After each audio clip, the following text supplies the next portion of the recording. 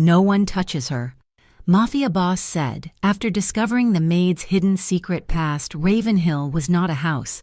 It was a fortress of glass and cold, polished stone perched above the city.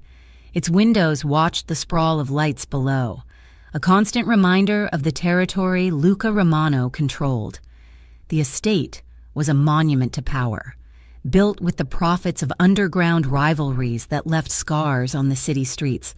It was into this world of silent, heavy luxury that Elena arrived, carrying a single, worn bag and a past she kept buried so deep it barely felt like her own. She began as a new maid, one of several, but she was the only one who seemed determined to be invisible. The head housekeeper, Mrs. Petrova, a woman whose spine was as unbending as the marble columns in the foyer, had laid out the rules on Elena's first day. You do not speak to Mr. Romano. You do not look at Mr. Romano. You are here to clean the messes, not to make them. You are invisible. For Elena, invisibility was a shield she had perfected long ago. She wore the plain gray uniform, her dark hair pulled back in a severe, functional bun that hid its length and wave. She kept her head down, her gaze fixed on the Italian marble she polished or the thick pile carpets she vacuumed. She took the late shifts, the ones that started after sunset and ended in the small, cold hours of the morning when the vast, echoing halls were empty. She scrubbed kitchens and polished silver long after the chef had gone home. Her only company, the hum of the industrial refrigerators and the ticking of a grandfather clock in the main hall. Her silence was absolute. She never spoke unless a direct question was asked, and even then, her answers were a whispered, "Yes, ma'am," or "No, sir." The other staff, the cooks and gardeners and security men, noticed. At first, they mistook her silence for arrogance. Soon, they saw the truth. It was fear. "She's like a ghost," one of the younger maids whispered in the laundry room. "A pretty ghost, though the boss doesn't like ghosts. She's running from something," the head of security said, watching her on the monitors. Or someone. Luca Romano noticed her on the second day. He was a man who thrived on observation. His survival, and the survival of his organization, depended on noticing the things that were out of place, and Elena was profoundly out of place. He sat in his study, the walls lined with books he never read and secrets he kept, reviewing the security feeds. He watched her work. She was meticulous, her movements efficient, but her entire body was coiled, a spring wound so tight it vibrant. She existed in a permanent state of bracing for a blow. He saw her flinch when a heavy door slammed shut 2 floors below. She did not jump. She froze, her hand tightening on a scrub brush, her back rigid, her eyes squeezing shut for 1, 2, 3 seconds before she resumed her work. A few days later, he was walking through the hall as his capo, Antonio, discussed a business matter. Antonio mentioned a rival family, the Falcones, and their new connection to a crew out of Detroit.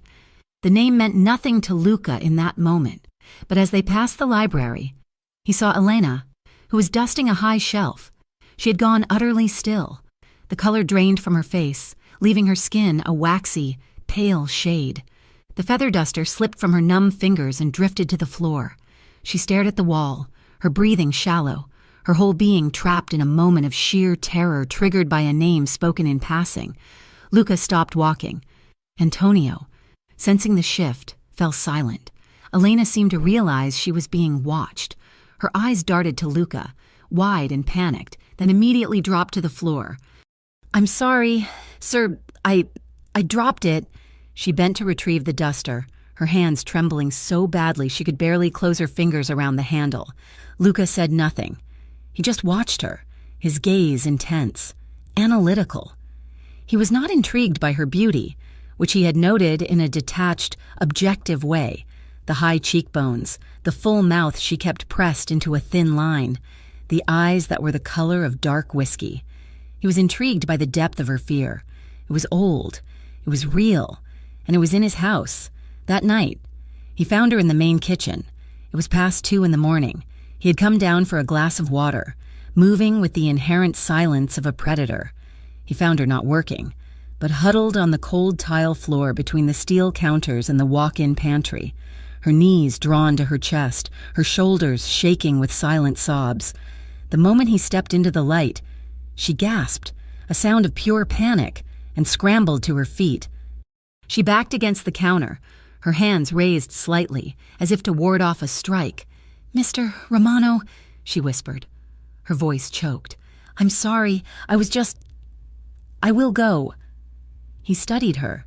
The tear tracks on her cheeks, the raw red of her eyes, the way her entire frame trembled. She was terrified of him, expecting punishment, expecting him to yell or strike or fire her. He did none of those things.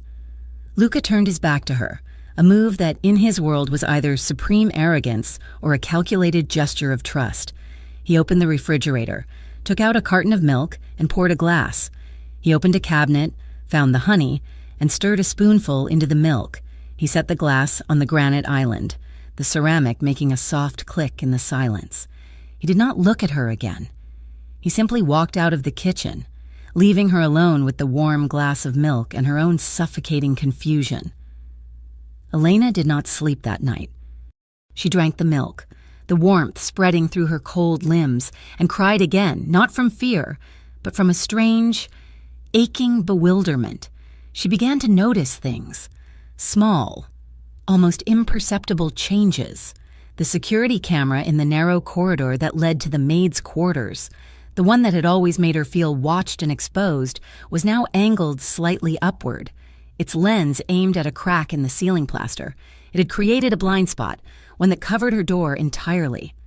A week later, she was polishing the grand staircase when Luca descended, deep in a phone conversation, his voice the low, sharp baritone of command.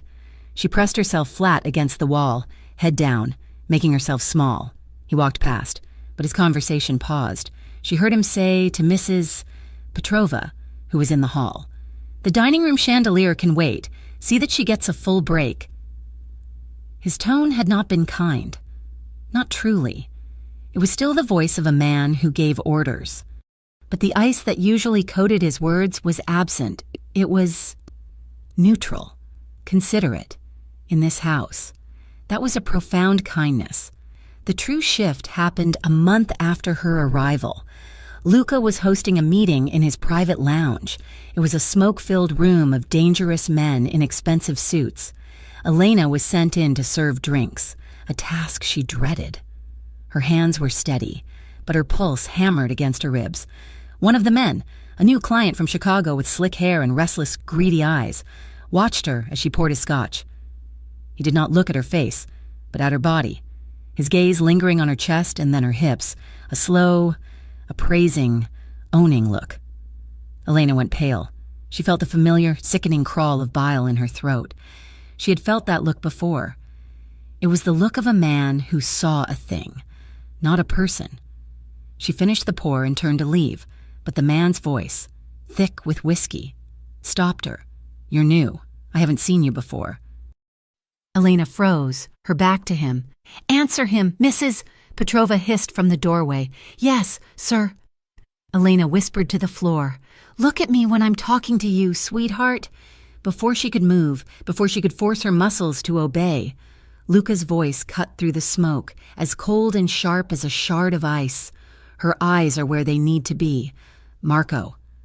The room went silent. Elena risked a glance. Luca had not moved from his armchair.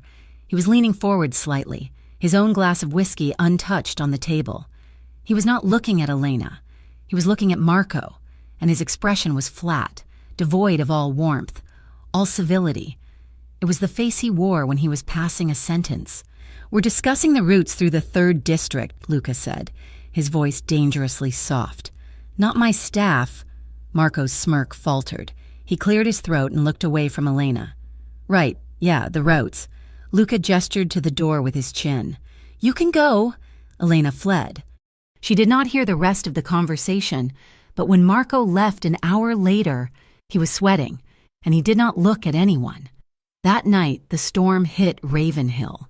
It was a brutal, late autumn tempest that threw rain against the windows like handfuls of gravel. The wind howled, and the power, even in Luca's fortified estate, flickered. Elena was in the old service elevator. taking a basket of fresh linens to the third floor. The lights buzzed, flickered, and died, plunging her into absolute suffocating darkness. And the elevator stopped. It didn't just stop, it shuddered, dropped a foot, and then hung, swaying slightly in the shaft. Elena's breath hitched. The darkness was total. The air was close. The metal walls were pressing in. She hit the emergency button. Nothing. She hit it again and again, her breath coming faster. She was trapped. The air was too thick. She couldn't breathe. It was dark. He was coming. She slid down the wall, her nails scraping the metal, a sob tearing from her throat. She was back in that other place, the dark place, the place she had run from. She banged on the door, her pleas lost to the sound of the thunder. Luca was in his study when the main lights went out. The emergency generators kicked in within seconds, bathing his wing in low, amber light, but the service wing was dark. He heard it, a faint, frantic banging.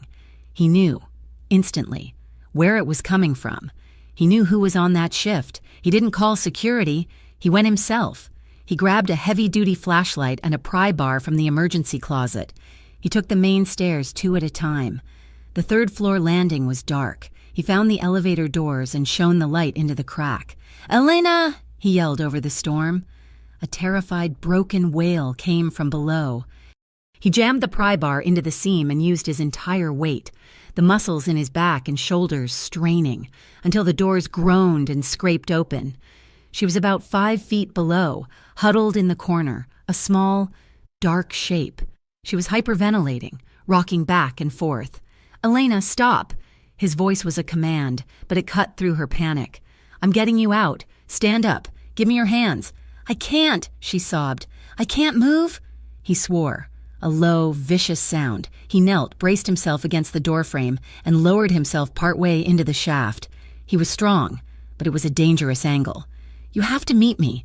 Reach up." She saw his silhouette against the flashlight's beam. She pushed herself up, her limbs shaking, and stretched out a trembling hand. He grabbed her wrist, his grip like a steel manacle, and hauled. He pulled her up, his arm locked around her waist, and dragged her out of the blackness and onto the solid floor of the landing. The second her feet were on the carpet, her legs buckled. She didn't faint, she collapsed, falling forward directly into him. Luca caught her. His arms went around her automatically, one hand spreading wide across her back, the other cradling the back of her head. She was small in his arms, and she was shaking so violently it felt like she might come apart. She buried her face in his shirt, her hands gripping his jacket, clinging to him as the only solid thing in a world that had just tried to swallow her. He stood there in the dark hallway, the storm raging outside, and just held her. He felt the fragility of her bones, the rabid, quick hammering of her heart against his chest. His jaw tightened until his teeth ached. A cold, protective anger surged through him. It was an anger at the faulty wiring, at the storm, at the sheer, overwhelming terror that had its hooks so deep in this woman. He lifted her. She weighed almost nothing. He carried her to a nearby sitting room, kicked the door open, and laid her on a plush velvet sofa. He lit a battery-powered lamp, casting the room in a soft glow. "I'm calling the doctor," he said. "No!" Her voice was shrill. She scrambled to sit up, her eyes wide with a new, different terror. "No, doctor, please, Mr. Romano, please, I'm fine." He looked at her, really looked at her. She was shaking her head, tears streaming down her face, her hands clenched in the fabric of her skirt. She was not afraid of a checkup. She was afraid of the doctor, afraid of being touched, of being examined. Luca understood. The realization settled in him, cold and hard. He pulled his phone from his pocket, but he didn't call the doctor. He called his head of security. "The service elevator is out. Get it fixed by dawn and find out why it wasn't on the generator." He hung up without waiting for a reply. He pulled a heavy cashmere blanket from the back of a chair and draped it over her. She flinched at his proximity but didn't pull away. Then he did the last thing she ever expected. He sat down. He didn't leave. He didn't demand answers. He didn't offer platitudes. He simply sat in the large leather armchair across from her, a silent, imposing guardian in the dim light. He rested his ankle on his knee, his hands resting on the arms of the chair.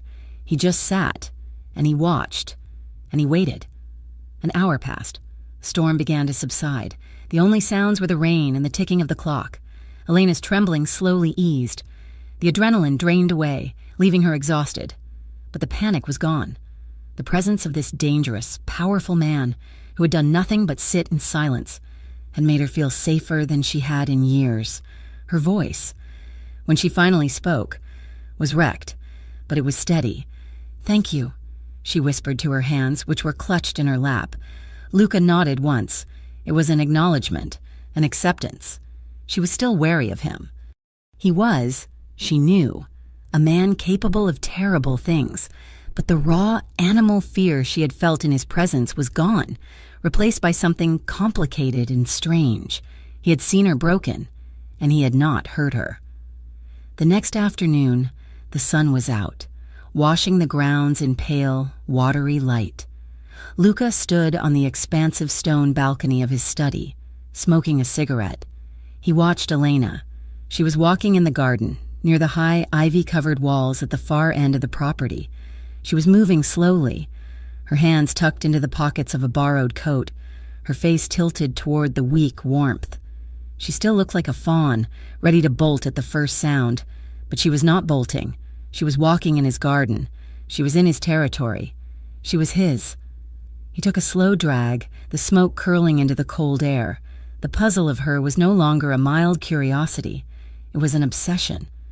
He whispered the words to the empty air, a vow spoken to himself. "What are you running from, Elena?" The incident in the elevator had changed the air in the house. Elena still worked, still kept her head down, but the fear that had once clung to her like a second skin had shifted. She was no longer terrified of Luca. She was terrified of something else, something he had kept at bay with a blanket and a silent vigil. She became more comfortable. In small, almost imperceptible ways, she no longer flinched when he entered a room. She simply stilled, her hands pausing in their work, her head bowed in acknowledgement. Once, when he passed her in the hall, she met his eyes for a single, fleeting second before looking away, her cheeks flushing, but her other fear, the deep, foundational one, remained. Luca's men were a constant presence, and they talked. They spoke of routes, of shipments, of trouble at the border. Elena learned to tune out their words, to make the drone of their voices part of the house's ambient noise. But certain words still cut through. Cartel, Mexico, border. When she heard them, she would disappear. If she was polishing the dining table, she would suddenly find an urgent need to fetch a new cloth from the kitchens. 2 floors down, if she was in the kitchen, she would retreat into the pantry, organizing cans that were already perfectly aligned. Luca cataloged every retreat. He saw the pattern. He knew she wasn't just quiet. She was actively, skillfully avoidant. 2 weeks after the storm, he decided to force the issue. He was holding a private meeting in his study with 3 of his most trusted associates. It was late afternoon, the sun casting long, severe shadows across the Persian rug. He buzzed the housekeeper. "Mrs. Petrova, send Elena in with coffee," and there was a pause on the line. "Sir, Maria is on the afternoon service." "I want Elena," he said, his voice leaving no room for discussion, and hung up. When Elena entered, she was balancing a heavy, ornate silver tray. The cups and saucers were rattling faintly against each other, the only sign of her nerves. She kept her gaze fixed on the tray, her movements careful, practiced. She served the first man, then the second. The men in the room paid her no attention, continuing their conversation. "The territory is stable." One of them, a heavy-set man named Sal, said, "The only real threat is spillover. The feds are squeezing the Sonora routes." Elena's hand did not shake. "It's not the feds I'm worried about," Luca said, his eyes on the report in his lap. "It's the infighting. The old families are at war." Sal nodded, taking his cup from Elena. "True. And the Del Rosa family is getting desperate. They're pushing north, looking for something, or someone. They're making noise all the way to Chicago." Del Rosa. The name hit the air, and Elena's entire world stopped. It was not a flinch. It was a full-body paralysis. The heavy silver tray tilted in her hands, the porcelain cups slid. The sound of the coffee pot hitting the floor was deafening, followed instantly by the sharp, crystalline shatter of the cups as the entire service crashed onto the priceless rug. Hot coffee splashed, narrowly missing Sal's imported leather shoes. The room went utterly silent. The three men stared, annoyed and surprised. Elena stood frozen, her hands still outstretched, her face drained of all color. She was paper white, her eyes wide and blank, staring at the wall just past Luca's shoulder. She was not seeing the study. She was somewhere else, somewhere terrible. "Get out," Sal barked at her. "You clumsy." "Sal," Luca said. His voice was quiet, but it sliced through the other man's anger. Sal's mouth snapped shut. Luca's gaze was fixed on Elena. He had his answer. He had the key. He had seen her terror in the elevator. But this was different. This was recognition. "Elena," he said. His voice was neutral, almost soft. She didn't respond. She was trembling. Her breath held tight in her chest. "Elena, leave." The command finally broke through her stupor. She looked down at the mess, her eyes filling with shame and a terror so profound it made her physically sick. I'm sorry. I'll clean it." "Now," Luca said. She fled, practically running from the room, a choked sob escaping her as the door clicked shut. Mrs. Petrova, who had heard the crash, appeared in the doorway, her face pale. Luca waved her in. "Clean this, and send Maria with a fresh service. Elena is done for the day." He turned back to his men, his expression unreadable. "As you were saying, Sal, they're desperate." He found her hours later. She was in the industrial laundry room, long after her shift should have ended. She was scrubbing a grease stain on a canvas apron, a task she had already completed twice. She was scrubbing it because it was the only thing she could focus on. He entered the room, and the scent of bleach and hot steam filled his lungs. He leaned against the doorframe, watching her. "You're going to scrub a hole through that," he said. She jumped, spinning around, her hands red and raw from the lye. "Mr. Romano." He walked toward her slowly. He wasn't her boss now. He was an interrogator, but he kept his voice gentle. "Are you all right? Your hands are bleeding." She hid them behind her back. "I'm fine. I'm so sorry about the mess and the cups. It was just clumsy. The tray was heavy. It slipped." She was lying, and she was a terrible liar. Her eyes darted to the floor, to the wall, to the exit, anywhere but at him. "It slipped," he repeated, his voice flat. "Yes. I don't know what happened. I'm sorry. I will pay for the damage." He knew she had maybe $200 to her name. He almost smiled at the absurdity, at the bravery of the lie. He looked at the raw fear in her eyes, the way she was already bracing for a punishment. He decided to let it go, for now. "Go to your room, Elena, you're done." "But the stain?" "Go. That's an order." She nodded, her shoulders slumped in a strange mix of relief and defeat, and hurried past him. That night, Luca was in his own bed, but he was not asleep. He was staring at the ceiling, the name Del Rosa replaying in his mind. They were a cartel, known for their brutality. They specialized in human trafficking and retribution. They were not people you slipped on. They were people you ran from. He heard the scream at 3 a.m. It was not a yell. It was a single, high-pitched sound of pure, unadulterated terror, ripped from her throat. He was out of his bed and down the hall to the staff wing in seconds. He didn't bother with the door handle. He hit the door with his shoulder, and the cheap lock splintered. The room was pitch black. The small lamp on her nightstand was on the floor, its bulb shattered. He hit the main light switch. She was not in the bed. He found her crammed into the corner between the wardrobe and the wall, her knees drawn up, her hands over her ears. She was rocking violently, her eyes squeezed shut. "No," she was whispering, over and over, the words thick, choked. She was speaking in Spanish. "No me toques, por favor, no más, déjame ir, por favor, Dios, déjame morir. Don't touch me, please, no more, let me go, please, God, let me die." His blood ran cold. This was not a memory. This was a haunting. "Elena," she screamed again, not hearing him, and clawed at the wall, as if trying to dig through the plaster. He knelt, keeping his distance. "Elena." He made his voice low, steady, the voice he used to calm a spooked horse. "You're in Ravenhill. You are not there. "You are safe." She didn't hear him. He moved closer, and she flinched, curling into a tighter ball. "Elena." "It's Luca." He reached out and laid his hand on her head, his fingers spreading over her hair. She went rigid, her entire body locking up. "You are safe," he repeated, his voice firm, a command. He brushed the damp hair from her face. "I am here. You are safe." Slowly, the Spanish words quieted. Her rocking subsided. She opened her eyes. They were wide, unfocused, glazed with a terror he had never seen in another human being. It took a full minute for her to see him. "Luca?" she whispered. Her voice was the rough, broken sound of a child. "I'm here." He didn't ask what happened. He simply slid one arm under her knees and the other behind her back, lifting her from the floor. She was light, fragile, and trembling like a leaf. She didn't fight him. She slumped against his chest, her face burying into his shirt, her cold hands gripping his arms. He carried her out of the small, cold room, past the splintered doorframe, and through the silent, opulent halls to his own suite. He carried her into his bedroom, a vast space of dark woods and cool grays, and laid her on his bed. The sheets were cool, crisp, and smelled of him, of clean soap and power.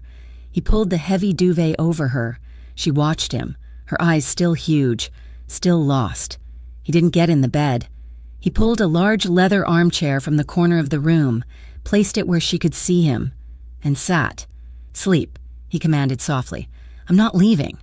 He stayed there, a silent sentinel, as she finally, fitfully, drifted into an exhausted sleep. When Elena woke, sunlight was streaming into the room. The space was enormous. She was alone. She sat up, confusion turning to panic as she realized where she was. This was his room. She was in his bed. She scrambled out, her heart hammering. He was gone. Then she saw it. On the heavy, dark wood nightstand, there was a glass of water. Beside it, a single piece of thick, cream-colored stationery, folded in half. She opened it.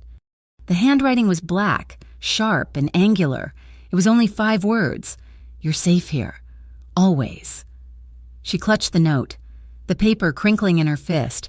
She found the strength to shower in her own room and put on her uniform, but the note stayed in her pocket, a small, square weight against her leg. She was assigned to the library that day, a quiet, 2-story room lined with books that smelled of leather and old paper. She was dusting, her hands shaking, when the heavy doors clicked shut behind her. She spun around. Luca was there, leaning against the door, watching her. "We need to talk," he said. "Mr. Romano, I'm working." "Del Rosa," she flinched as if he had struck her. She dropped the dust cloth. "I know the name. Elena." He walked toward her, and she backed away, her steps clumsy, until the back of her legs hit a low reading table. "They are a cartel. They operate out of Sonora. They deal in narcotics, weapons, and people." She was shaking her head, tears welling. "I don't know what you're talking about. I heard you last night," he said, his voice dropping, becoming rough. "In your sleep, you begged someone not to touch you. You begged them to let you die." "Stop," she whispered, her voice breaking. He was in front of her now. He leaned in, placing his hands on the table on either side of her, trapping her. His proximity was overwhelming. His scent, the sheer size of him. "I am the only man in this city who can protect you from them," he said, his voice a low, intense rumble. "But I can't protect you if I don't know the truth. I need to know who you really are, or I can't protect you." Protect. The word was a trigger. It was the same word he had used, the man she ran from. He had promised to protect her, and it had been a lie. This was a trap. This man, with his kind gestures and his quiet protection, was just like the other. He was cornering her, demanding her secrets, and when he had them, he would use them. He would send her back. The panic that had been simmering under her skin for years exploded. It was pure, unthinking adrenaline. "No!" she cried, and she shoved him. She pushed against his chest with all her strength. It was a desperate, frantic act that barely moved him, but it surprised him. He stumbled back one step, his eyes wide. Elena didn't wait. She bolted, she darted around him, yanked the library door open, and ran. She flew down the main hall, her sensible shoes slipping on the polished marble. She heard him shout her name, a sharp, angry command, but she didn't stop. She burst through the massive front doors, startling the 2 guards standing post. They yelled, but she was already down the steps, running across the gravel driveway. She ran, her lungs burning, not to anywhere, just away. She sprinted down the long, winding drive, past the immaculate, manicured lawns. She could see the front gate, a towering 20-foot barrier of black wrought iron. It was her only escape. She reached it, her breath sobbing in her throat, and grabbed the cold bars, shaking them futilely. It was locked. "Let me out, please, somebody, let me out!" A black sedan, low and menacing, came tearing down the drive, its engine a deep-throated roar. It screeched to a halt just inches from her, blocking her path, the heat of the engine washing over her. Luca got out. His face was not gentle now. It was a mask of cold, possessive fury. "Get back! In the house!" "No!" she screamed, backing against the gate. "You can't keep me here. Let me go!" "You are not leaving," he said, advancing on her. "You can't make me." He grabbed her arm. His grip was steel. "I said, get back in the house. Let me go, please." She tried to pull away, but he was immovable. He grabbed her other hand, his fingers digging into her skin, and yanked her away from the gate. "Tell me the truth, Elena," he demanded, his voice echoing in the quiet of the estate. "What did they do to you?" The last of her fight evaporated. The terror, the adrenaline, the hopelessness, it all crashed down on her. Her legs gave out and she collapsed onto the sharp gravel of the driveway, her body dissolving into sobs. She was pleading, her words barely coherent. "Please, please don't make me go back. I can't go back there. They'll kill me. Please." Luca stood over her, his chest heaving. He looked down at the woman crumpled at his feet, this broken, terrified creature, and the ice in his eyes melted, replaced by a dark, simmering fire. He bent and lifted her to her feet. "No one," he said, his voice rough, "is sending you back." He led her back to the house, his hand firmly on her arm, half leading, half dragging her. He took her to his suite and slammed the heavy door, the sound final. She stood in the middle of the vast room, trembling, her face stained with tears and dust from the drive, waiting for her sentence. He stood in front of her, breathing hard. "You will not run from me again. You are not leaving this house. You are not leaving me. Do you understand?" She just stared at him, her chest aching. "They will not find you here," he said, his voice softer but no less intense. "They will not touch you here." Elena looked at him, truly looked at him, past the expensive suit and the cold power. She saw the man who had sat in the dark, the man who had left her the note, the man who was now claiming her with the same ferocity as the monsters she had fled. But his claim felt different. "Why?" she whispered, the word raw. "Why do you care?" "Because," he said, stepping closer, his voice dropping to a gravelly intimacy. "You're mine. Elena, you've been mine since you flinched at my name in the hallway." He reached out, his movement slow, deliberate, giving her time to pull away. He didn't. He brushed his thumb over her cheekbone, wiping away a tear. She didn't flinch. She didn't move. She leaned into his touch, a small, involuntary movement, as if she were a starving creature finally offered food. The contact was too much. The terror of the chase, the safety of his hand, the finality of his words, it all crested into a single, desperate, overwhelming need. She rose up on her toes, a clumsy, frantic movement, and pressed her mouth to his. It was not a gentle kiss. It was a desperate, chaotic collision. It was a plea, a surrender, a drowning woman's last grasp for air. It was salty from her tears and cold from her fear. Luca froze for 1 second, stunned by her sudden, raw initiation. Then, his hand moved from her cheek to the back of her neck, his fingers tangling in the hair at her nape. Holding her steady, he took control. He didn't kiss her violently. He didn't crush her mouth. He held her, his lips firm, warm, and possessive. He kissed her slowly, deeply, a reassurance that was also an absolute claim. He was tasting her fear, her desperation, and he was methodically, patiently erasing it. Elena trembled in his arms. Her fear was still there, a cold sickness in her stomach. But a new, shocking warmth was blooming in her chest. Desire. A feeling she thought had been carved out of her. A feeling she had associated only with pain was now mixing with her relief. She kissed him back, her hands coming up to fist in the material of his shirt, clinging to him. The kiss deepened, becoming a silent, sealed contract. It was not about lust. It was about possession. It was about safety. He was meticulous, his mouth teaching her that a kiss was not a weapon. That touch was not a prelude to pain. When he finally, slowly, pulled back, they were both breathing heavily. He rested his forehead against hers, his eyes closed. His arms were wrapped around her waist, holding her so tightly she was pinned against the solid wall of his chest. She could feel his heart beating, a slow, steady, powerful rhythm beneath her ear. He held her there in the quiet room, his body a shield against the world. He whispered the words into her hair, his voice a low, lethal promise. "Whatever it is, I'll burn the whole city down before I let it touch you again." He held her, his forehead pressed to hers, the scent of her fear and the rain on her skin filling his lungs. His promise hung in the air, a vow of annihilation that was more terrifying than any threat she had ever heard, because she believed him. "You'll burn the city," she whispered, her voice raw. "And you don't even know why. Then tell me," he said, his arms tightening around her waist, refusing to let her go. "Tell me who they are. Tell me the name that makes you shatter." She pulled back, just enough to see his eyes. They were dark, unyielding, demanding the truth that had kept her a prisoner for years. The kiss had broken the dam. The terror of her run, the exhaustion, the shame, it all came pouring out in a ragged, broken torrent. "My name," she started, her voice catching. "It isn't Elena. Not really. It was... But it's not the name they knew me by." She moved, and he let her, but only as far as the heavy velvet sofa. She sank onto it, her hands twisting in her lap.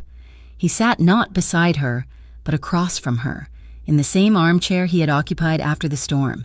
He was giving her space, but his focus was absolute. He was a priest in a confessional, a judge in his court. "Del Rosa," she said, and the name tasted like ash. "You said their name. In the study." "I know them," Lucas said, his voice flat. "My father, he did business with them, not like you." He was weak. He laundered money, small time, but enough. He got in debt, a debt he couldn't pay with money. She looked down, her shame a physical weight. "So he paid with me." Lucas' hands, resting on the arms of the chair, clenched. His knuckles went white. "I was 17, she whispered. They married me to the leader's son, Diego. It wasn't a marriage, it was a contract, a way to own my father, to have a hostage in their house. He was a monster. Diego. He told everyone I was his wife, but I was his property." She was speaking quickly now, the words tumbling out, as if saying them fast would make them hurt less. "He was violent. He liked to show me off, but more than that, he liked to talk. He was arrogant. He would tell me about his business, about the men he'd cheated, the men he'd hurt. He didn't see me as a person. He saw me as a mirror, something to reflect his own power." She stopped, her breath catching. "And then," she said, her voice dropping to a near inaudible whisper, "he brought 3 men to the compound, rivals. He said he was going to make a deal, but he lied. He made me watch. He made me watch as he and his men, they killed them. Slowly. He was laughing." The silence in the room was absolute, broken only by Elena's shuddering breath. "That night, I knew he would never let me go. I was a witness, not just a pawn, but a witness to murder. He would kill me before he ever let me leave. So I ran. I took money I'd been hiding, just a few $100s. I climbed out a window and I just ran. I ran for 4 years. I changed my name, my hair. I worked in kitchens, in hotels, anywhere I could be invisible. I made my way north, ending up here. I thought I was finally safe. But you're not, Luca stated. It wasn't a question. She shook her head, a single tear rolling down her cheek. A few weeks ago, before I came here, I saw a man. Outside the apartment I was in, he was watching me. A man I recognized, one of Diego's guards. I left that night. I got this job. I thought I could hide here, in your fortress. But they're here. I know they are. They're in the city. Luca sat in silence for a full minute, his face carved from stone. The only movement was the slow, steady pulse in his jaw. He was processing the forced marriage, the age, the killings, the terror that had made her a ghost. When he finally spoke, his voice was so cold, so devoid of emotion. It was terrifying. They will not set foot in this city again. He stood up. The confession was over. The absolution was coming. He will never, Luca continued, his voice a low, lethal promise, touch you again. I will erase the name Del Rosa from the map. He walked to his desk and picked up his phone. Elena watched, numb, as he dialed a number. Antonio, wake up. I need a full team. I'm sending you a name. Del Rosa. I want to know everything. I want to know where they sleep, where they eat, and where they are in this city. I want eyes on every man they have. Now. He hung up. He looked at Elena, his gaze softening, but only slightly. The ice still there, just beneath the surface. You are moving. Tonight. The house, which had been a quiet sanctuary, became a hive of restrained, tense activity. The whispers Elena had heard before were nothing compared to the storm she had unleashed. She was moved from her small, Spartan room in the staff wing to a palatial guest suite on the 3rd floor, 2 doors down from Luca's own.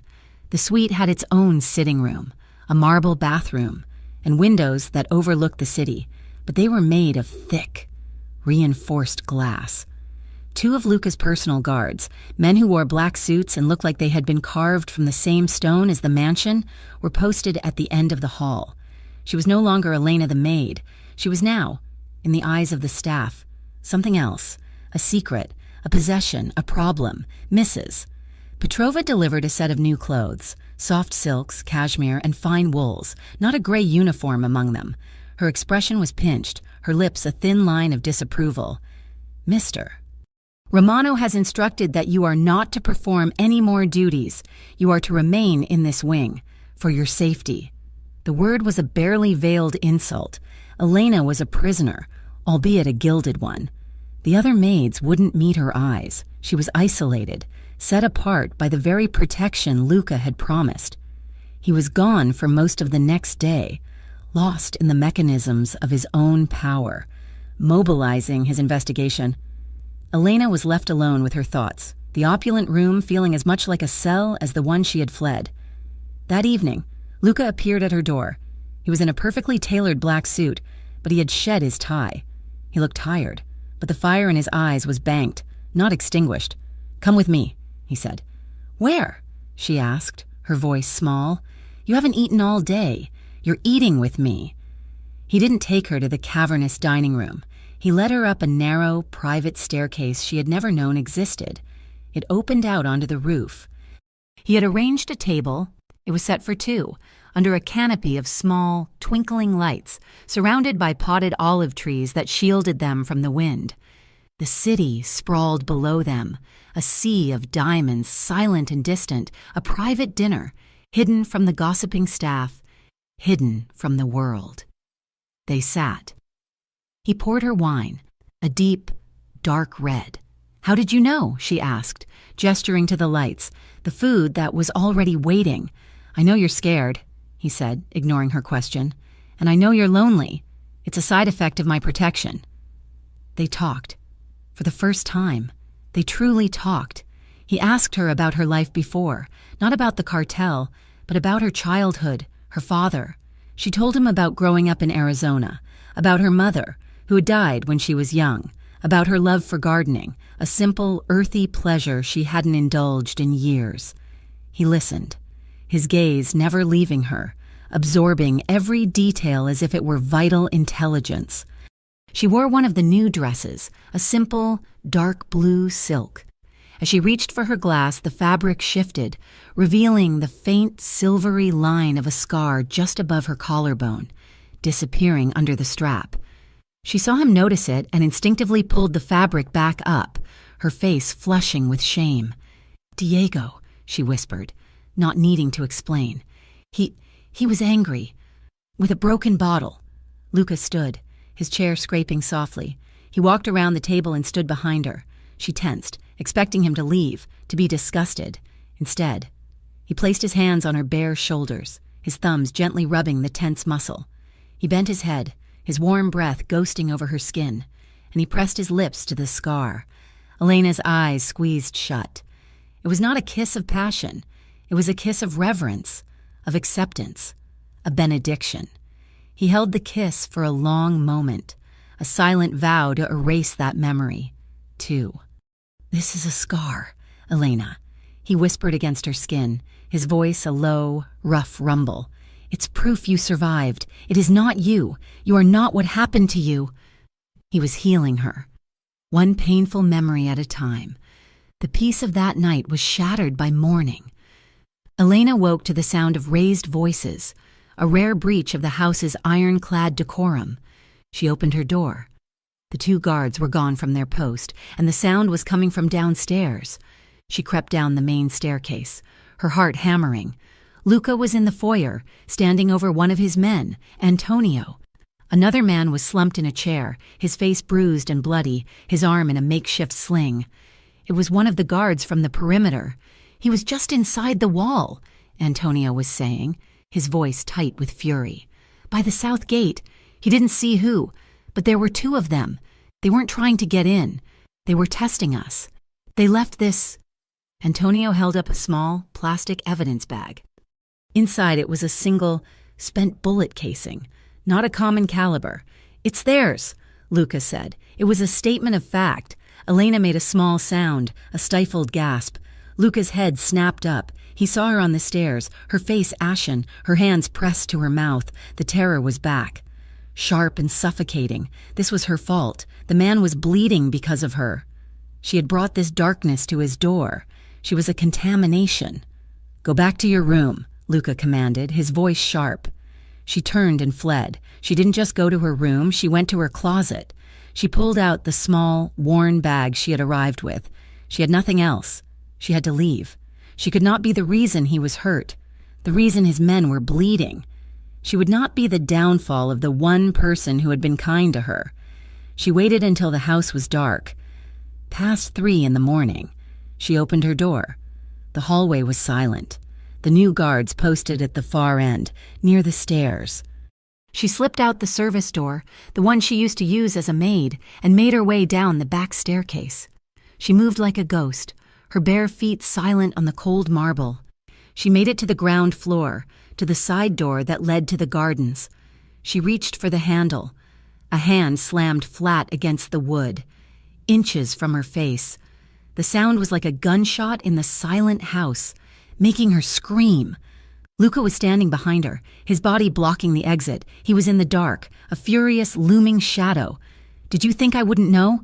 His voice was not loud. It was a low, concentrated rage that was far more terrifying than any yell.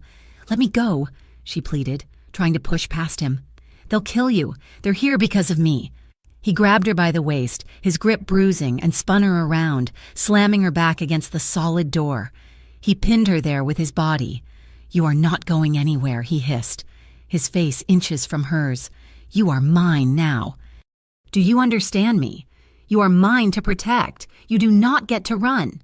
"You don't understand," she cried, her voice breaking, her hands beating uselessly against his chest. "You don't know them. They will burn everything you have to get to me. They'll kill you. Let them try." He cut off her next sob with his mouth. It was not the gentle, healing kiss from the rooftop. This was a kiss of pure, possessive fury. It was a brand. It was raw, angry, and desperate, a brutal statement of ownership that left no room for argument. It was not meant to hurt her, but to silence her fear, to replace it with him. He was kissing her like he was staking a claim, his mouth hard and demanding, his hand tangling in her hair, tilting her head to deepen the angle.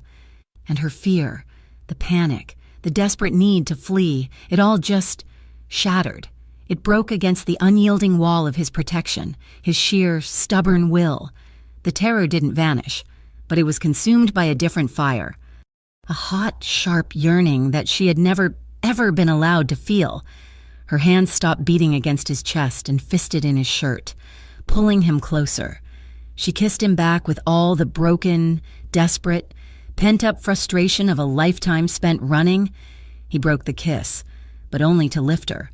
He swung her up into his arms, her legs wrapping around his waist, and carried her. He didn't take her back to her suite. He took her to his. He kicked his bedroom door shut and carried her to the massive bed, laying her gently on the cool, dark sheets. The room was lit only by the low glow of the city lights outside. He stood over her for a moment, his chest heaving, his eyes black in the dimness. He was making a choice. She was making one, too. He saw the fear still lingering in her eyes, but it was warring with a new, trembling desire. He didn't pounce. He moved slowly. He sat on the edge of the bed, his hand coming up to trace the line of her jaw. His touch was a question, not a demand. "You're safe, Elena," he murmured, his voice rough. "Here. With me. Always." Her fear of him was gone. All that was left was the fear of her past, and he was the only man strong enough to fight it. She reached up, her trembling hand covering his. It was her trust, offered in a single, simple gesture. It was her choice. He lowered his head and kissed her. This kiss was different again. It was slow. It was deep. It was meticulous. It was a promise to undo every bad touch, every moment of pain. He unwove the past with his hands, his mouth. He was unwriting a history of pain. His touch was reverent on her skin, his hands moving over her waist, her arms, her shoulders, as if memorizing her. He was not taking. He was giving. He was giving her safety. He was giving her control. She met his gaze in the dim light, and for the first time, there was no fear in her eyes. Only a deep, aching vulnerability. Only choice. Her fear, which had been her constant companion, finally gave way. It was replaced by a deep, sharp yearning that was just as powerful. Her trust was a tangible thing, a silent offering as she let herself be truly vulnerable in his arms. It was a surrender not to him, but to the safety he offered, a final, shuddering release of the terror she had carried for so long. Much later, as she slept, her body finally pliant, her breathing deep and even, curled against his side. Luca lay awake. He stared at the ceiling, his arm wrapped protectively around her, his hand resting on her hip. He thought of the scar on her collarbone. He thought of the words she had whispered in her nightmare. He thought of the bruised and beaten guard. His jaw tightened, and a cold, brutal calm settled over him. He knew who had sent those men. He knew what they wanted. He thought of the man, Diego del Rosa, who had dared to put that scar on her, who had dared to hunt her. And in the darkness of the room, he made a silent, lethal vow.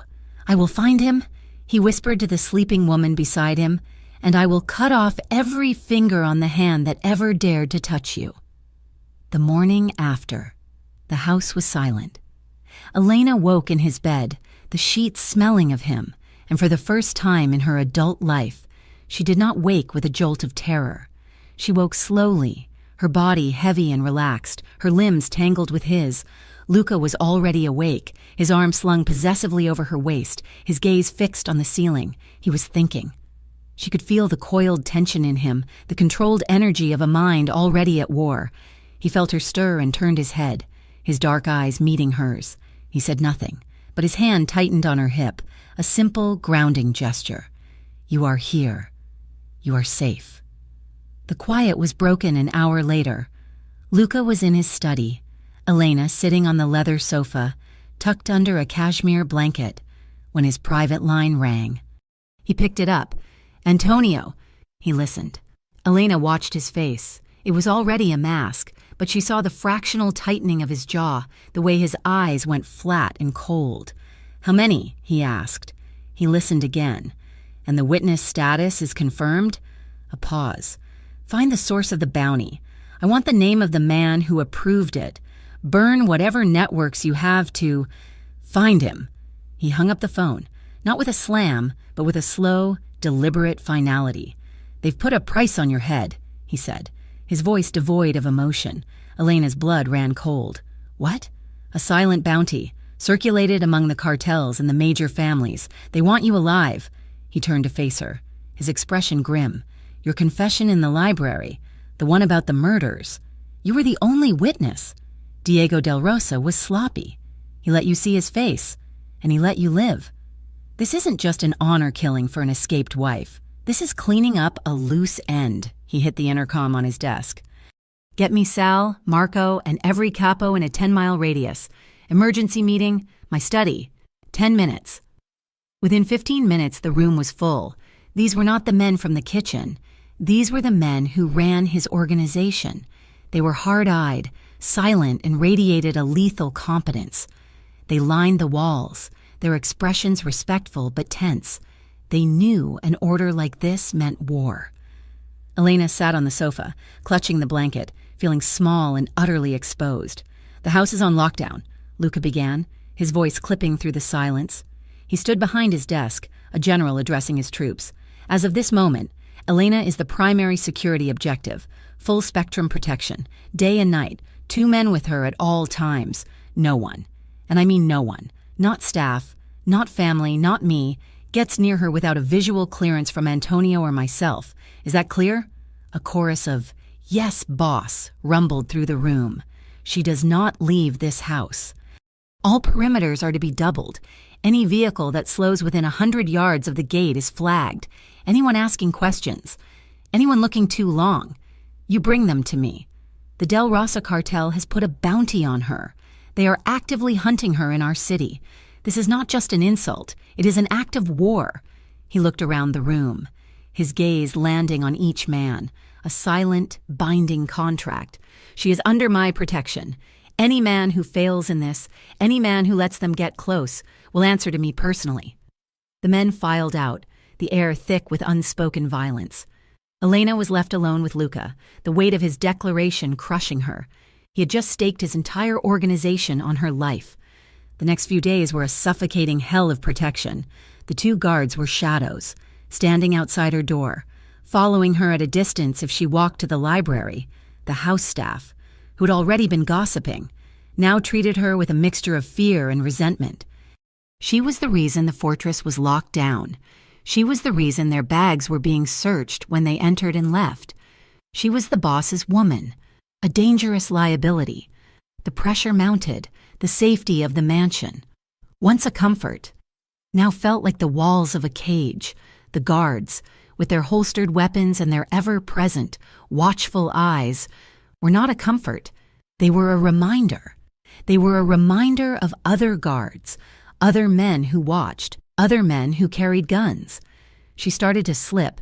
The flashbacks came not just at night, but in the daylight. The scent of a guard's cologne would make her stomach clench. The sound of a heavy boot on the marble floor would make her jump. She stopped eating. Luca found her on the 4th day, in the large, empty ballroom. She was standing in the center of the vast, polished floor, staring at the crystal chandelier, her body rigid, her hands twisting the fabric of her dress. "Elena," he said, his voice soft, not wanting to startle her. She turned, and her face was a mask of terror. Her eyes were wide, unseeing. She was not in Ravenhill. "He said," she whispered, her voice a dry rasp, "that he liked to see the light on the crystal. He said it was the same light that shone on the blade. He said I was just another pretty, useless thing he owned. Elena, stop! You're here!" He walked toward her slowly. "I can't get it off me," she sobbed, her composure finally shattering. She began to scratch at her arms, her nails digging into her own skin. "I'll never be clean. He touched me. They all looked at me. They used me. I'm ruined. I'm dirty. How can you touch me?" She collapsed, her knees giving out, dissolving into a broken heap on the floor, her sobs echoing in the vast, empty room. Luca was there in an instant.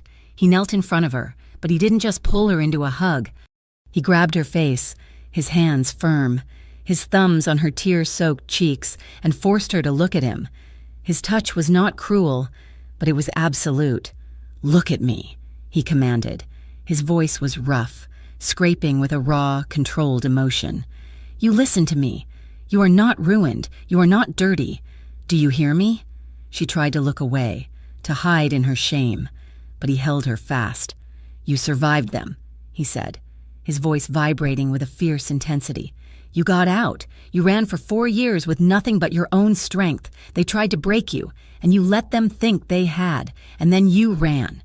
You are the strongest person I have ever met. You are not ruined. You are a survivor, and you are mine." He pulled her against him, his arms a steel cage, his hand burying in her hair, holding her head against his chest. He held her as she wept, absorbing her pain, her shame, his own quiet fury a living thing in the room. "I'm going to end this, Elena," he murmured against her hair. "I'm going to end them." The next day, he came to her room. He held up a dress. It was not a simple silk. It was a gown, the color of a deep, midnight sky, elegant and severe. "You're coming with me tonight," he said. Her blood chilled. "What? Out? Luca, no. The bounty. You said I couldn't leave." "You are not leaving. You are making a statement. We are going to the Opera Foundation Gala. It is the one night a year all the families gather on neutral ground, and you will be on my arm." "No," she pleaded. "I can't. They'll see me. They'll be there." "That is the point," he said, his eyes hard. "They will see you, and they will see that you are with me. They have issued a bounty. I am issuing a declaration. Get dressed." The gala was a sea of glittering jewels and veiled threats. The air was thick with the scent of expensive perfume and the unspoken rivalries of the city's criminal elite. When Luca Romano walked in, a hush fell over the grand lobby. When they saw the woman on his arm, the hush turned into a wave of sharp, indrawn breaths and frantic whispers. Elena was transformed. Her hair was down, styled in soft waves that framed a face that was pale but resolute. The gown fit her perfectly, its dark color a stark contrast to her skin. She wore no jewels except for a simple, elegant pair of diamond earrings Luca had given her, saying, "They are for you, not for them." Her hand was on his arm, and her grip was tight enough to bruise, but she held her head high. She was terrified, but she was leaning on his strength. Luca moved through the room as if he owned it. He nodded to some, ignored others. Every eye was on them. Every mafia boss, every capo, every wife was staring at the ghost Luca Romano had claimed. "Luca," a man said, stepping into his path. He was older, with silver hair and the dangerous eyes of a shark. It was Don Falcone, a rival, but an old-school one. "You come to the party, and you bring a new friend. You have not introduced us." Luca stopped. He turned, his body angling slightly, protectively, in front of Elena. His gaze was cold. "This is Elena," he said, his voice carrying in the quiet. "She is with me." It was not an introduction. It was a coronation. "She is with me. In their world." Those 4 words were a binding contract, a public claim stronger than any marriage license. He was declaring her his, and by extension, declaring that any move against her was a direct move against him. Don Falcone's eyes widened slightly. He understood. This was Luca, the wolf, drawing a line in blood for the entire city to see. "I see," Falcone said, his voice smooth. "A lovely addition. Enjoy the opera. Luca." They sat through the performance, but neither of them heard a note. Elena's entire body vibrated with tension. Luca's hand rested on his knee, inches from the gun she knew was in a holster under his jacket. They left early, during the first intermission. The statement had been made. Luca's hand was on the small of her back as they walked through the lobby. His men, 4 of them, were in a tight diamond formation around them. They reached the portico, the cool night air hitting them. The valet was bringing the car around. It happened in less than 3 seconds. 2 men, dressed in the valet's red uniform, burst from the side, moving with disciplined speed. They were not valets. They were soldiers. One grabbed for Elena. "Diego sends his regards. Puta." before his fingers could even graze the fabric of her dress. Luca was in motion. He shoved Elena back, hard, into the arms of his bodyguard, yelling, "Car! Now!" Luca turned, drawing his weapon in a single, fluid motion. But the second man was already there. He fired. It was not a loud bang, but a suppressed thwack. Elena screamed as Luca grunted, a sharp exhalation of pain. He stumbled back a step, a dark stain blossoming on the white fabric of his shirt. High on his shoulder. He didn't go down. He raised his own weapon and fired twice. 2 precise, controlled shots. The first man, the one who had grabbed for her, dropped. The second man, the shooter, was already falling, his chest hit by Luca's men, who had opened fire almost simultaneously. It was over. The lobby was in chaos, people screaming, diving for cover. Antonio grabbed Elena. "He's fine. Get in the car." She was shoved into the back of the armored sedan. Luca piled in after her, his face pale and tight with pain, but his gun still in his hand. "Go! Go!" The car tore away from the curb, leaving the 2 bodies and a scene of pure panic behind. They were back at the mansion in less than 10 minutes. The house doctor was waiting, summoned by a single text from Antonio. "Get his jacket off," the doctor ordered. A nervous, balding man who was clearly terrified of his patient.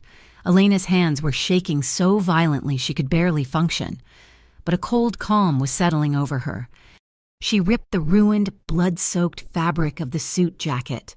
Luca hissed in pain as she pulled it from his shoulder. "It went through," the doctor said, his voice relieved. "Clean, a through and through.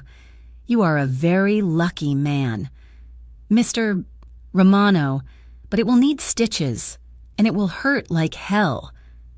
Elena was the one who got the bowl of hot water. She was the one who held the cloth to the wound as the doctor prepared his needle. She was the one whose hand Luca gripped when the needle went in. Her hands were steady now, her fear burned away, replaced by a focused, white-hot rage. An hour later, he was clean, stitched, and bandaged. The doctor had given him a shot for the pain and left a bottle of antibiotics. He was sitting on the edge of his bed, Elena standing in front of him, her whole body trembling with the adrenaline crash. "This is my fault," she whispered, her voice cracking. "He shot you. Because of me." Luca, his face pale and slick with a new sweat, reached out with his good hand and grabbed her wrist. He pulled her closer, until she was standing between his knees. He took her hand and pressed it flat against his chest, over his heart. His skin was hot. A fever was already setting in from the shock and the wound. "This," he said, his voice a low, rough rasp, "beats because of you. Do you understand? It beats because of you. I would take 10 more bullets. I would take 1,000. It does not matter. All that matters is that they did not touch you." Tears streamed down her face, but she didn't make a sound. That night, she refused to leave him. The fever took hold. As the doctor had warned, he was restless. Lost in a haze of pain and medication, Elena stayed. She got a bowl of cool water and a cloth, and she sat on the edge of the bed, bathing his face, his neck. She was no longer his maid, no longer his protected ward. She was his partner. She tended to him through the long, dark hours. At some point, exhausted, she lay down on the mattress beside him, her head on the pillow next to his, her hand resting on his chest, feeling the steady, labored beat of his heart. She must have dozed. She woke in the small, gray hours before dawn. The room was cold. Luca's fever had broken. His skin was cool and damp. His eyes were open. He was watching her, his gaze clear and lucid. The pain and fever receded. He lifted his good hand, his movements slow, and brushed a strand of hair back from her face. His fingers were rough, calloused, but his touch was incredibly gentle. She watched him, her heart aching. "I never believed in fate," he whispered, his voice hoarse. "I believed in leverage, in power, in money. Fate was a weakness, an excuse." He threaded his fingers into her hair, his thumb stroking her temple. "Until you." He pulled her closer, his mouth finding hers in the darkness. It was a kiss stripped of all passion, all anger. It was a kiss of pure, desperate vulnerability. It was a confession. She kissed him back, tasting the salt of his skin and the faint, metallic tang of his pain. When he finally pulled away, he didn't let her go. He just held her, his bandaged shoulder protesting, his eyes closing. Elena lay there, her head on his good shoulder, and watched the window. She saw the first pale, sickly gray light of the new day begin to creep over the city. She helped him stand, wrapping a heavy blanket around his shoulders, and they walked to the balcony. They stood together in the cold, biting air, watching the sun rise. It painted the sky in shades of bruised purple and bloody orange. It was beautiful, and it was terrible. It was the color of a war that had just begun. The sunrise they had watched together felt like a lifetime ago. The truce, the brief, fragile peace of that dawn was shattered before the city was even fully awake. Antonio found Luca in the study, where he was wincing as he moved his newly stitched shoulder.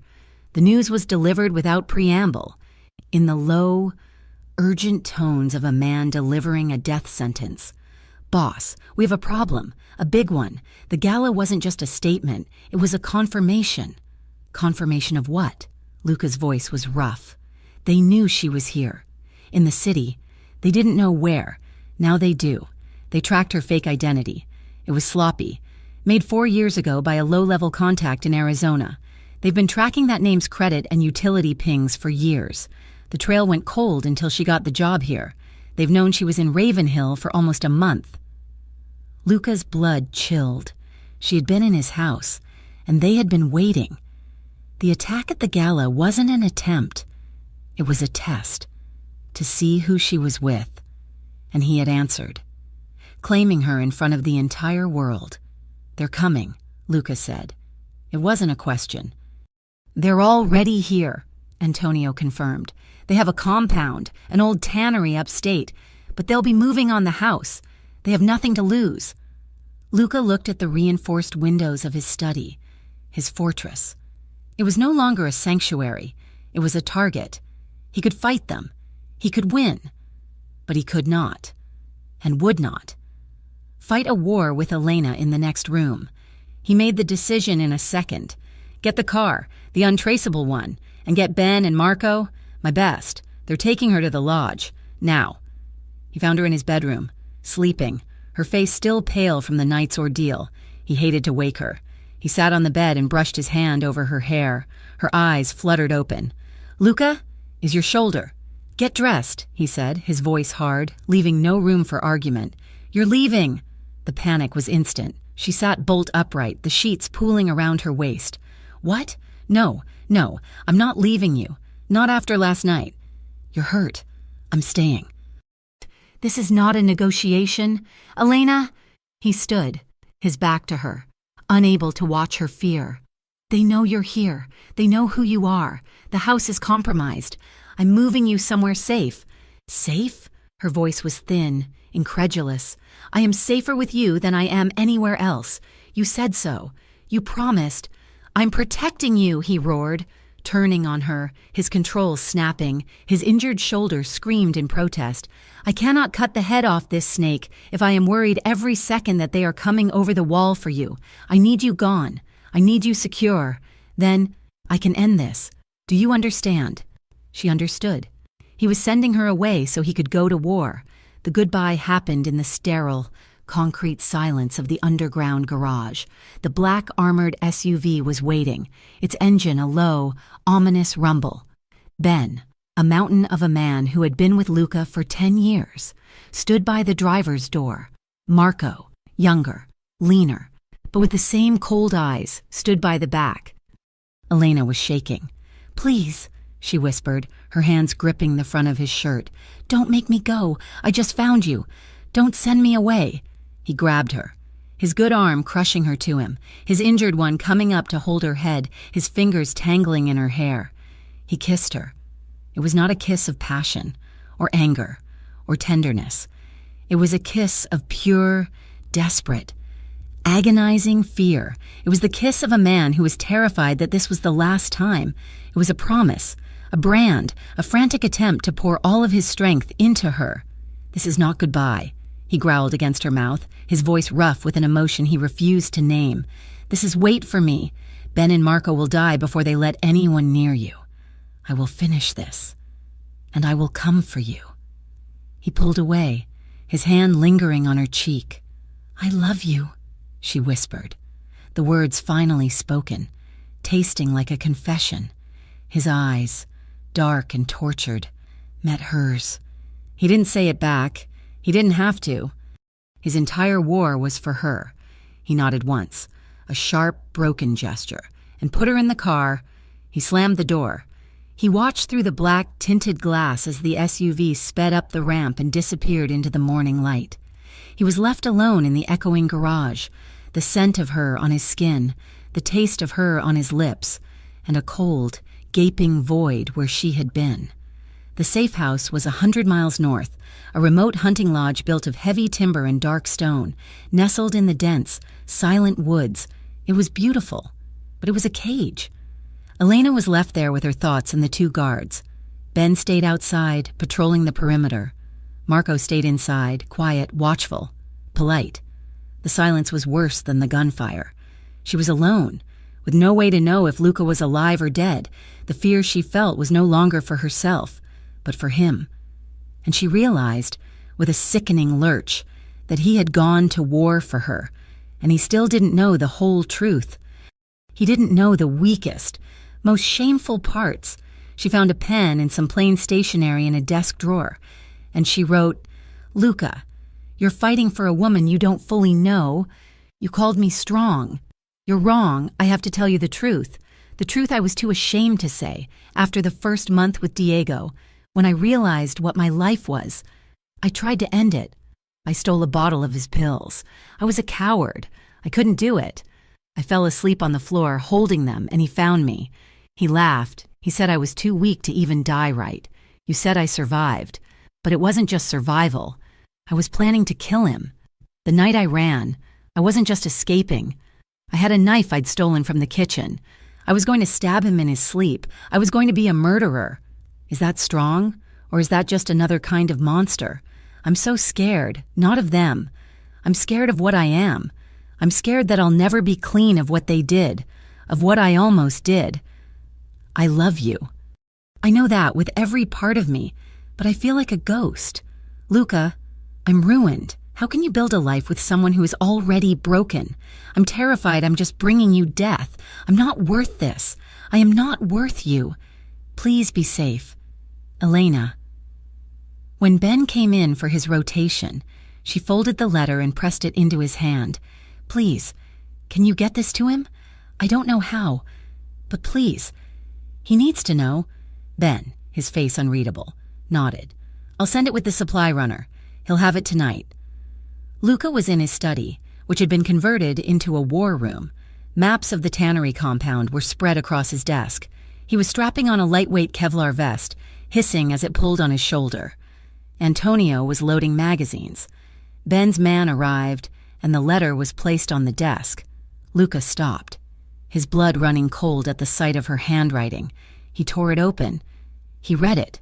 Once, twice. His face, which had been a mask of cold fury, dissolved for a single second. The line about her suicide attempt, the line about her being a coward, the line about her feeling unworthy. He didn't crumple the letter. He folded it, slowly, meticulously, and tucked it into the inner pocket of his jacket, the one that sat directly over his heart. It was a shield, more powerful than the Kevlar. It was his why. He turned to Antonio, his eyes no longer human. They were the eyes of an executioner.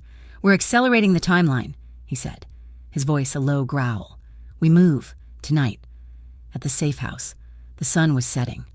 Elena was watching the trees turn to black skeletons against the purple sky. Ben was on patrol. Marco was in the kitchen, making coffee. She heard a sound, a soft thud, from downstairs, out on the porch. "Ben?" she called out, her heart lurching. Silence. Then, a single, suppressed thwack. The sound was identical to the one at the gala. Elena stopped breathing. The door to her room clicked open. It was Marco. He was holding his gun, and he was not alone. Behind him stood 2 men, men she recognized, men with the dead eyes of Del Rosa's personal guard. You, she stammered, backing away. He paid well, Marco said with a casual shrug. But Del Rosa paid more. You were always easy to track. Princesa, Ben was loyal, a fool, but loyal. No, she whispered, her world dissolving. The betrayal was absolute. There was no escape. She didn't scream. She grabbed the heavy glass lamp from the nightstand and threw it. She fought. She clawed at Marco's face, her nails seeking purchase. But he was too strong. He hit her. A hard, open-palmed strike that sent her crashing to the floor, her vision exploding in white stars. They grabbed her. A black, rough-smelling bag was shoved over her head. The darkness returned, suffocating her, bringing back the memories, the old terror. She was dragged out, her feet stumbling on the porch, past Ben's unmoving body, and thrown into the back of a van. Luca was putting on his jacket. His men, a team of 20, geared up in the driveway. When his satellite phone rang, it was the safe house's emergency line. He answered it. Ben. Report. Silence. Then a low, cruel laugh that he recognized from his nightmares of Elena's. Ben is unavailable, the voice drawled. It was Diego. We have your property, Romano, a little damaged from the trip, but still usable. She looks good, even with the bruising. She always liked it rough.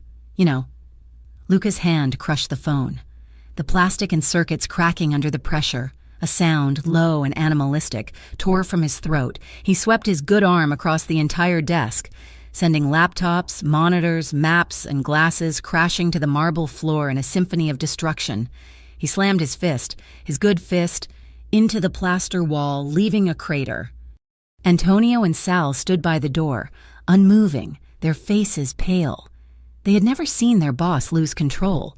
This was not anger. This was a biblical, annihilating rage. Luca turned, his chest heaving, his face white, his eyes two black holes of pure, undiluted hatred. The tannery, he breathed. He took her to the tannery. He grabbed his jacket. The letter from Elena a square of heat against his heart. He looked at his men, his voice dropping to a lethal, final command. We are not taking prisoners. We are not negotiating. We are leveling that building. Find her. Burn it all. The convoy of black, silent SUVs did not slow as it approached the tannery. It smashed through the chain-link gate as if it were paper. The compound erupted. It was not a battle. It was a cleansing. Luca's men, disciplined, professional, and fueled by their boss's fury, moved through the dark yard, neutralizing guards before they could even raise their weapons. Luca was at the front. He moved with a terrifying, singular purpose, his injured shoulder forgotten. He was a machine, a predator. His only thought, He cleared the main warehouse himself, his gun firing with a steady, clinical rhythm, his mind cold and sharp, in a dark, damp processing room in the back. Elena was tied to a steel chair. Her face was bruised, her lips split. She was shaking, but her eyes were dry. She had no more tears. Diego del Rosa circled her, his hand trailing over her hair. He was handsome, slick, and rotting from the inside. He really hurt you, didn't he? Diego said, tisking at her bruised face. My men get so overeager, but it doesn't matter. Did you really think that Gavacho could protect you? Did you think you were special? You were born to be owned, Elena. You were my father's property. Then you were my property. And now you are just a toy he was playing with. But I'm taking my toy back. He raised his hand, his signet ring glinting in the single, bare bulb. You need to be reminded of your place. Boom! The heavy steel door didn't open.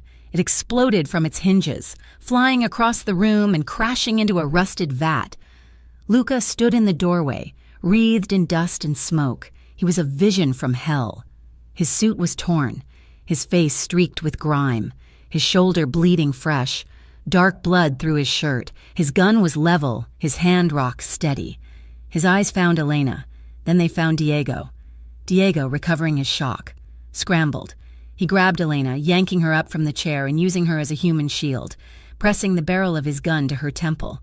One more step, Romano, he screamed, his voice high with panic. I swear to God, I'll paint the wall with her brains. Lucas stopped. He was 10 feet away. He was breathing hard, the air sawing in his lungs. He and Diego stared at each other, the only two men in the world. Let her go, Diego, you took what was mine, Diego shrieked. She is mine. You think you're a king? You're nothing. And she is just a worthless... Luca didn't negotiate. He didn't bargain. He fired. The shot was deafening in the small room. It wasn't aimed at Diego's head. It was aimed at his knee. Diego screamed, a thin, surprised sound. As his leg disintegrated, he buckled. His grip on Elena's arm loosened for a fraction of a second. It was all she needed. She threw her head back, smashing it into his nose, and dropped, twisting away. Luca didn't hesitate. He fired 3 more times, 3 perfect controlled shots to the center of Diego's chest. The man was thrown backward, his gun clattering to the concrete floor, his eyes wide with the final, ultimate surprise, silence. The ringing in Elena's ears was deafening. She was on the floor, her hands still tied, her breath coming in ragged, painful sobs. Luca's gun fell from his numb hand. The strength, the rage, the adrenaline that had held him up suddenly evaporated.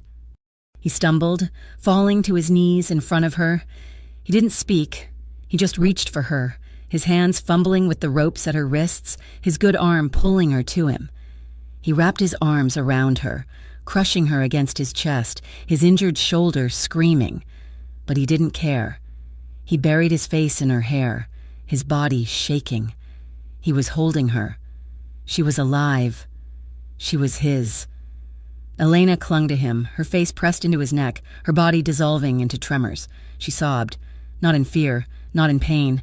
It was the sound of a soul that had finally been allowed to break. He held her, rocking her gently on the cold, dirty floor, surrounded by death. Antonio appeared at the doorway, took in the scene.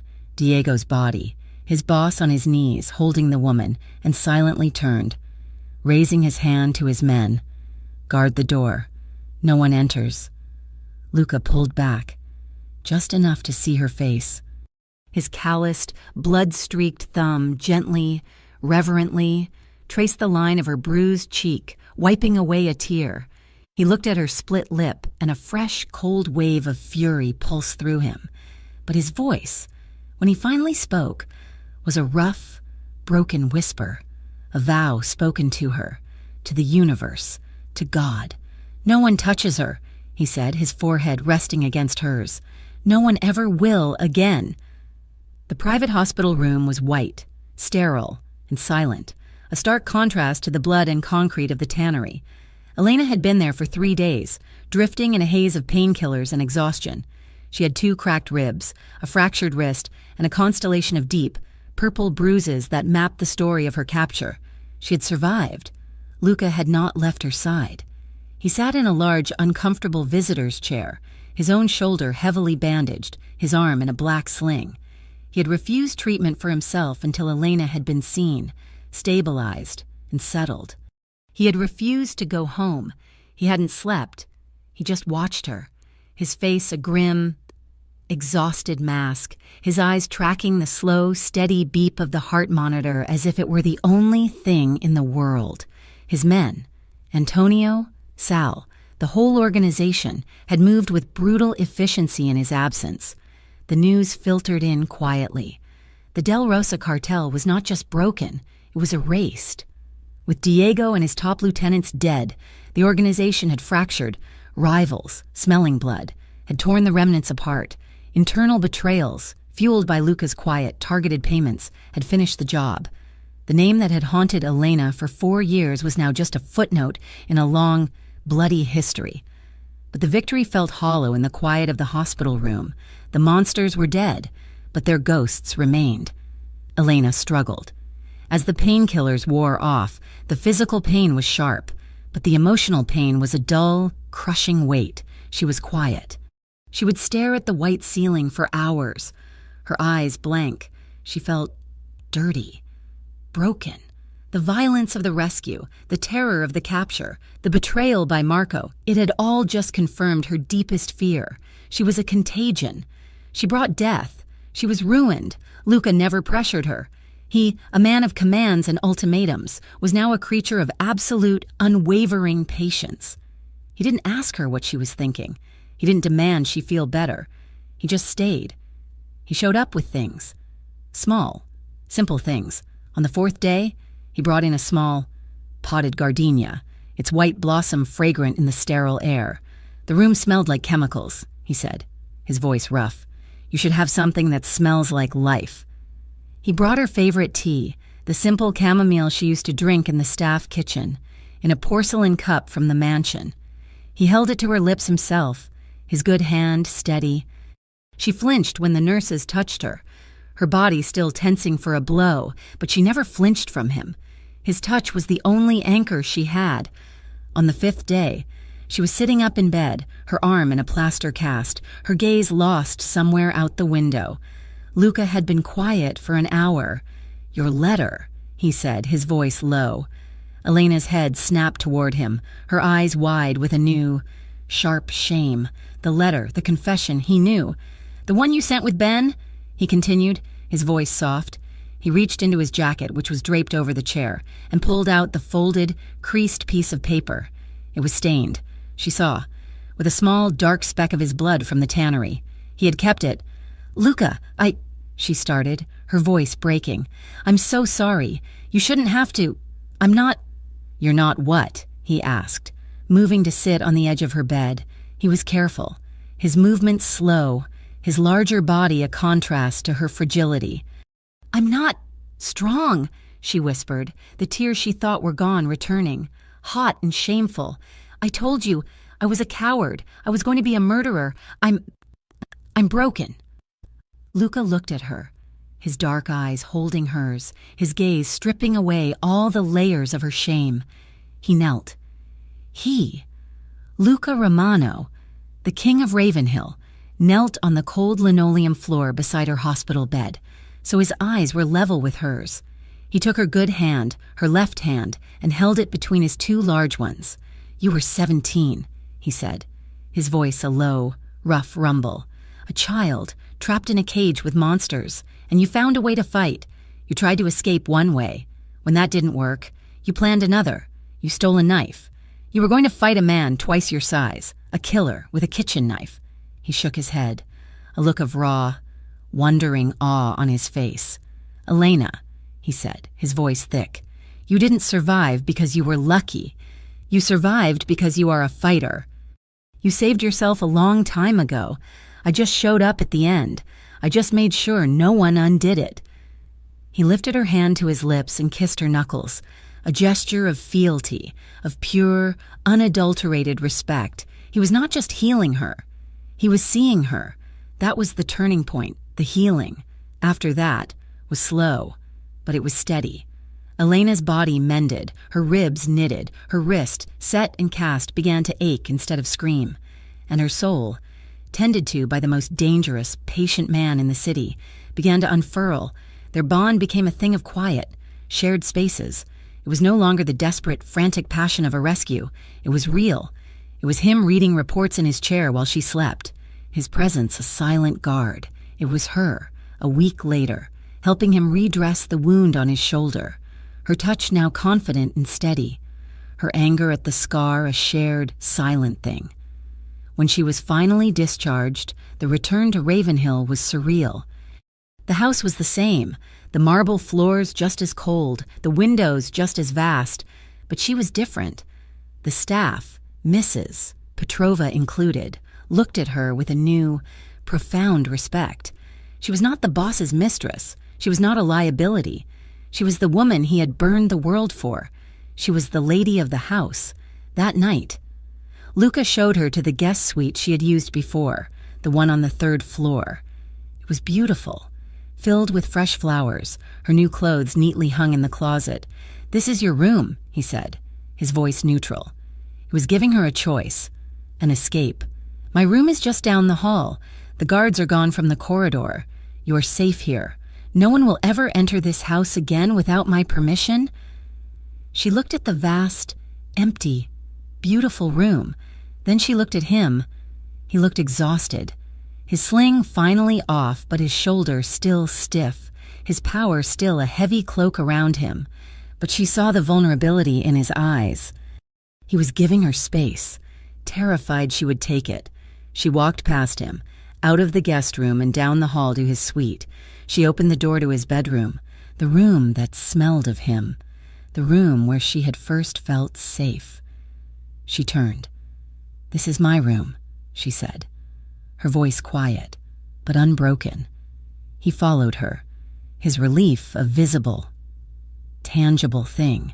That night, she did not sleep on the edge of the bed, a temporary guest. She did not sleep as a victim, seeking sanctuary. She chose to sleep in his arms, her head on his chest, her casted arm resting on his stomach. He held her, his breathing finally deep and even. They were home. 2 weeks later, her cast was off, replaced by a simple brace. She was sitting in the study, reading, when Luca came in. He placed a heavy, official-looking envelope on the desk in front of her. "What is this?" "It's your new life," he said. He opened it. Inside was a new passport, a new driver's license, a birth certificate, all pristine, all completely, untraceably legal, bought with the kind of money and power only he possessed. The name on them was Elisa Bianchi. The photo was of her, taken a week ago, her face healed, her eyes clear. Elisa Bianchi has a clean history, a substantial bank account, and a small, beautiful apartment in Florence. "Italy," he said, his voice carefully neutral. "She has no past, no ties. She is free. It's an escape. If you want it, if this," he gestured to the house, to himself, "is too much, you can go. You will be safe. No one will ever find you." He was offering her the one thing she had craved for 4 years, an exit, a way to be free, not just of Del Rosa, but of him, of his world, of the violence that had brought them together. Elena looked at the face of Elisa Bianchi. The woman looked nice. She also looked like a stranger. She picked up the new passport. She felt the smooth, crisp cover. She thought of the fear, the running, the life spent looking over her shoulder. Then she thought of Luca, kneeling by her bed, his hand over hers. She tore it in half. Luca's head snapped up, his eyes wide with shock. She tore the passport again, and then the driver's license, and then the birth certificate. She ripped the paper into small, useless pieces. "Elena," he breathed, confused. "I don't want to be Elisa Bianchi," she said, her voice clear, steady, and strong. "And I am not the ghost who came to this house. My name is Elena." She stood and walked around the desk to him. "I'm done running."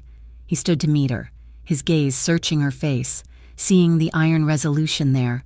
He saw the woman who had been willing to stab a killer, the woman who had fought him at the gate, the woman who had held him through a fever. "This life," he said, his voice rough, "it's not easy. It's dark. I'm not afraid of the dark," she said. "Not anymore, and not when you're in it with me." That night, something shifted. The last piece of the lock clicked into place. For weeks, their intimacy had been one of comfort, of chaste kisses, of him holding her while she slept. It had been the slow, gentle rebuilding of her trust. But now, there was no fear left, only a deep, profound, and aching love. They were in his bed, the city lights a distant glow. He was kissing her temple, his hand stroking her hair, his touch gentle, as it always was. She turned her head. She captured his mouth with hers. It was not a desperate, frantic kiss. It was not a plea. It was a statement. It was a choice. He stilled, surprised by her sudden, confident initiation. He let her lead. She kissed him slowly, deeply, her good hand coming up to cup his jaw, her fingers tracing the rough stubble. She was the one in control. She was the one setting the pace. She was not a victim being taken. She was a woman choosing. Her fear was gone, replaced by a pure, liquid heat. It was a desire she had thought was dead, a part of her she thought had been carved out and murdered. But he had brought it back to life. He had shown her that touch was not a weapon, that intimacy was not ownership. It was a shared vulnerability. She initiated every step. Every touch was a question she answered herself. It was a slow, emotional, and deeply sensual reclamation of her own body. It was no longer about fear. It was, finally, about love. It was about choice. And in his arms, she finally, truly let go. The story ended as it had begun, in the garden. It was spring, months later. The cold of Ravenhill had given way to a bright, defiant green. The garden she had once walked alone, a ghost in a gray uniform, was now in full, riotous bloom, filled with the gardenias she loved. She was standing by the wall, her face tilted to the afternoon sun. She was not in a uniform. She wore a simple, yellow dress, her hair long and free. She heard him approach, his footsteps solid, familiar. She didn't flinch. She smiled, turning as his arms wrapped around her from behind. He pulled her back against his chest, his chin resting on her head, his hands covering hers, which rested on his arms. They stood together, watching the light. "You're thinking," he murmured into her hair. "I was remembering," she said, her voice steady, the old tremor completely gone. "I was remembering the first time I walked here. I was so terrified. I thought this was just another cage, and you were just another jailer." She leaned her head back against his shoulder, his solid, unyielding strength. "You were the first man I ever met who didn't try to break me." Luca held her, his heart, which he had thought was a dead, useless muscle, full to the point of aching. He remembered the frightened ghost from part 1. He looked at the strong, whole woman in his arms. He kissed her temple. A soft, permanent vow. "That's because you were already whole," he whispered. "You just needed someone to see it. Thank you so much for listening to this story." We hope the journey of Elena and Luca touched your heart. We would love to hear from you. Please, let us know where in the world you are listening from in the comments below. Your thoughts and feedback mean everything to us. If you enjoyed this story, please consider subscribing to Mafia Romance Stories for more tales of danger, passion, and unbreakable love. And do not forget to share your thoughts on this story in English. We cannot wait to read them.